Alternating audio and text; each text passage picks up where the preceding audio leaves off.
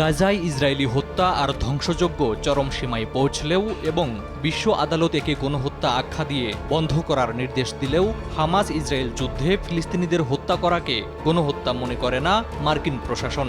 সোমবার এ মন্তব্য করেছেন মার্কিন নিরাপত্তা উপদেষ্টা জ্যাক সুলিভান। তিনি জানিয়েছেন, হামাসের পরাজয় চায় যুক্তরাষ্ট্র। এদিকে গাজায় ইসরায়েলি হত্যাযজ্ঞ সমর্থনের প্রতিবাদে মার্কিন সেনা কর্মকর্তা মেজর হ্যারিসন মান পদত্যাগ করেছেন। সোমবার সামাজিক যোগাযোগ মাধ্যম লিঙ্কডইনে একটি খোলা চিঠিতে মার্কিন প্রতিরক্ষা গোয়েন্দা বিভাগের এই কর্মকর্তা জানিয়েছেন, তার কাজ ফিলিস্তিনি বেসামরিক মানুষের হত্যায় ভূমিকা রাখায় তিনি হতাশ হয়ে পড়েছেন। এদিকে প্রথম দিকে অস্ত্র সহায়তা স্থগিত করলেও ইসরায়েলকে ফের বিলিয়ন ডলারের অস্ত্র সহায়তা দিচ্ছে যুক্তরাষ্ট্র।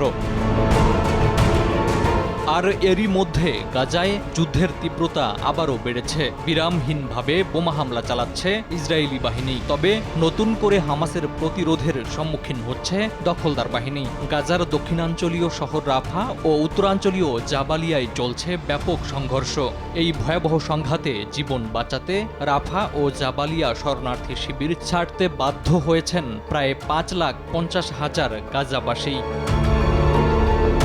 এখন পর্যন্ত গাজায় ইসরায়েলি আগ্রাসনে 35,000-এর বেশি ফিলিস্তিনি নিহত হয়েছে, যার অধিকাংশই নারী ও শিশু। ফারুক হোসেন, RTV।